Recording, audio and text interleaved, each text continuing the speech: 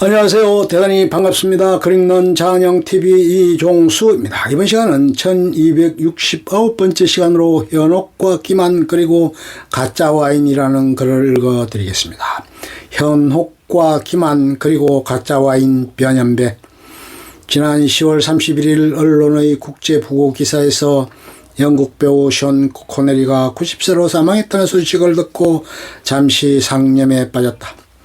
007 시리즈 등 여러 작품을 통해 한 시대를 풍미했던 위대한 배우 한 사람이 역사의 뒤안길로 사라졌다는 아쉬움 때문이었다. 본 칼럼 37에서 007과 션 코네리에 대해 쓴 적이 있어 좀 더 특별한 감회가 들기도 한다.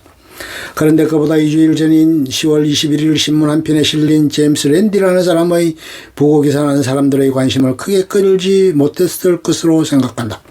이 사람은 직업이 전직 마술사이다. 국제적으로 사이비 초능력자, 사냥꾼 혹은 사기꾼, 사냥꾼으로 불리는 인물이다.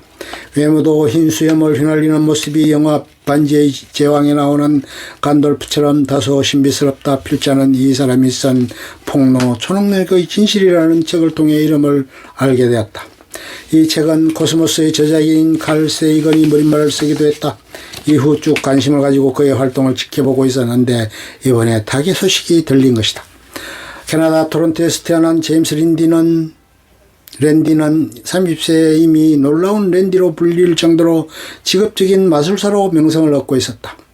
그는 사기꾼을 잡는 사냥꾼이 된 것은 어릴 때 우연히 겪은 한 사건이 계기가 되었다. 그가 15세 때 어느 사이비 종교의 집회에서 보여준 강신설의 허구성을 그 자리에서 폭로하였는데 주최 측이 종교 집회 방해 혐의로 고발하여 며칠간 구류를 살았던 적이 있었다. 이때의 독특한 경험은 제임스 랜디가 그 사기꾼들이 쓰는 트릭을 찾아내는 일에 더욱 깊게 파고들도록 만들었다.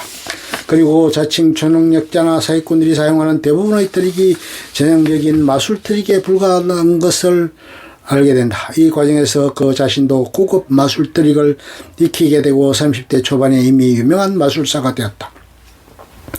그러나 마술사로서 명성을 얻은 후에도 어릴 때 직접 경험했던 사기꾼에 대한 강한 반감을 가지고 있었던 그는 마술을 나쁜 짓에 악용하는 사람들을 응징하기 위한 행동에 직접 나선다.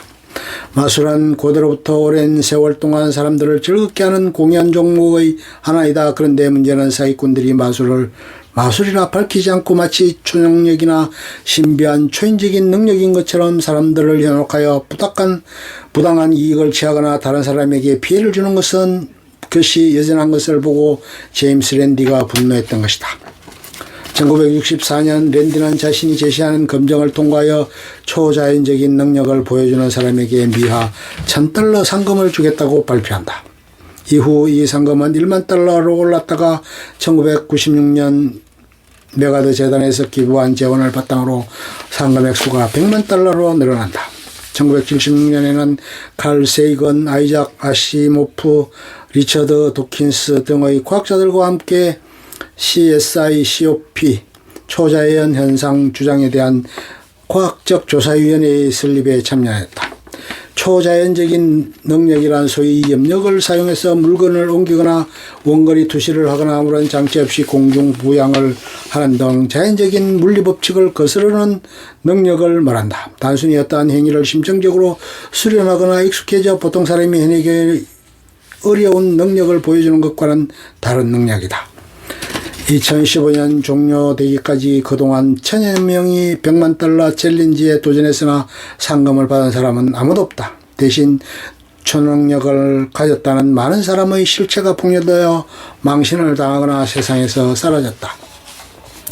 제임스 랜디의 검증에 거짓이 폭로되어 그때까지 쌓였던 명성을 버리고 하루아침에 잠적하거나 직업을 바꾼 유명인도 여럿 된다. 그리고 초능력을 과학적으로 접근해보려던 일부의 시도를 무참히 좌절시키기도 했다. 대표적인 사건이 미국의 유명한 항공사 제작사인 맥도널드 더글러스사가 시도한 초능력 프로젝트와 관련된 사건이다. 1979년 그 당시 회장인 제임스 맥도널이 초능력 연구소를 설립하여 초능력의 존재를 입증하려 알파 프로젝트를 시작했다.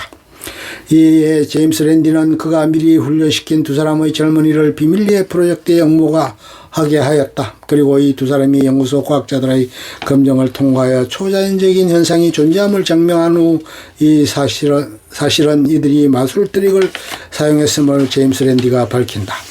이 연구소는 1985년 이 사건 이후 문을 닫았다. 그리고 알파 프로젝트가 시작되기 몇 년 전인 1972년과 73년 스탠퍼드 대학의 한 연구소가 두 차례에 걸쳐 또 다른 초능력자에 대한 검증을 했는데 이를 통과한 사람이 있었다.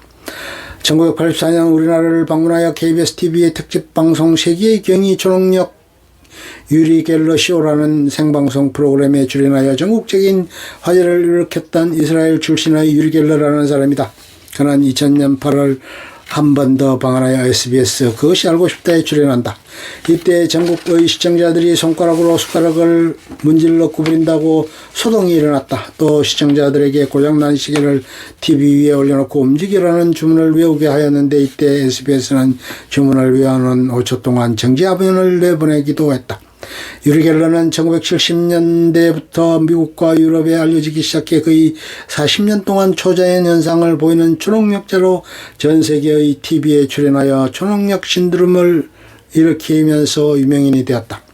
그는 언론과의 인터뷰에서 4살 때 하늘에서 내려진 번개에 맞아 의식을 잃은 후 초능력을 얻게 되었다고 했다. 그런데 그의 초능력이 사실은 최대의 사기극이었음은 비교적 일찍 폭로된다. 1973년 유리 갤러는 미국 MBC 방송에서 방영되던 자니 카슨의 투나잇 쇼에 초청을 받아 숟가락 구부리는 것과 투시 능력을 보여주도록 요청받는다 하지만 20분 동안 아무것도 보여주지 못했다. 유리 갤러의 변명은 그러나 컨디션이 좋지 않다는 것이었다. 하지만 그가 초능력을 발휘 못한 이유는 컨디션과는 전혀 상관없었다. 진짜 이유는 가짜 초능력자 사냥꾼 제임스 랜디가 있었기 때문이었다. 유리 갤러의 초능력이 마술 트릭의 일종임을 알고 있었던 제임스 랜디가 쇼 스텝과 언어하여 트릭을 부를 수 있는 여지를 미리 봉쇄해 놓은 결과였다. 하지만 제임스 랜디가 사기임을 폭로했음에도 불구하고 유리 갤러는 자신에게 초능력이 있다고 계속하여 주장했고 이를 믿는 사람들도 여전히 많았다. 그래서 유리 갤러는 그 후에도 세계를 돌면서 30년 이상 사기 행각을 이어갈 수 있었다. 제임스 랜디는 1982년에도 유리 갤러의 마술이라는 책을 출판하여 그의 초능력이 마술 트릭임에 불과함을 다시 한번 밝혔다. 그러자 유리 갤러는 명예훼손을 이유로 제임스 랜디에게 1,500만 달러의 손해배상 소송을 제기했다. 하지만 법원은 오히려 유리 갤러가 제임스 랜디에게 12만 달러를 배상하라고 판결하였다.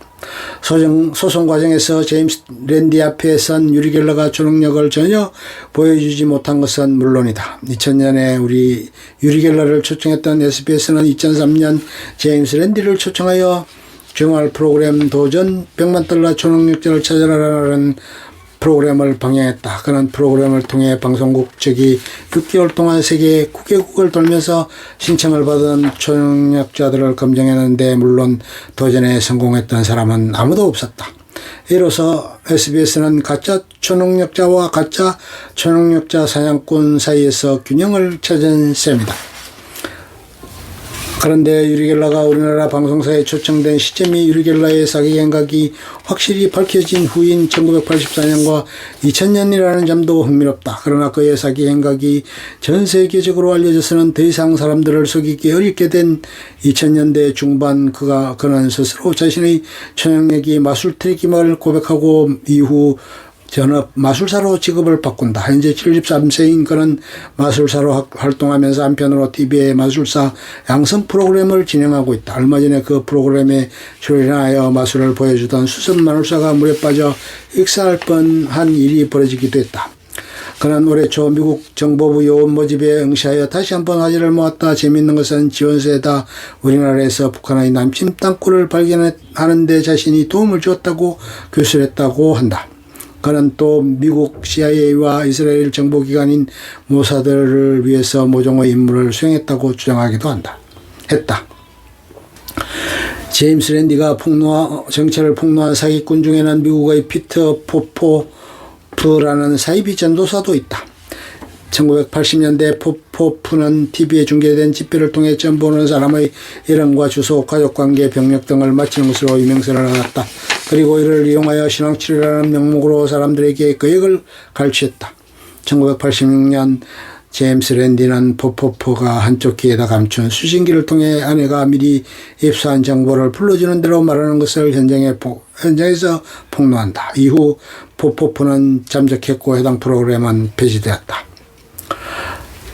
동물과 식물은 종족 번식과 생존의 편의를 위해 속임수를 사용한다. 사람도 예외는 아니다. 일부 언어학자들은 속임수가 인류의 언어 발달에 기여했다고 주장하기도 한다. 어떤 연구에서는 10분간 대화하는 동안 실험 대상자의 60% 이상이 최소한 한 번은 거짓말을 한 것으로 나타났다. 이 실험에서 50% 사람은 연인이나 어머니에게도 거짓말을 한 것으로 드러났다. 하지만 이 거짓말 자체가 다 나쁜 것도 아니다. 선의에서 하는 하얀 거짓말도 있기 때문이다. 하지만 악의적인 목적을 가지고 의도적인 기만과 속임수를 통해 이익을 취하거나 다른 사람에게 피해를 주는 것은 용납되기 어려운 범죄 행위다. 끝. 좋으면 좋아요, 구독, 알림 설정 눌러주세요. 감사합니다.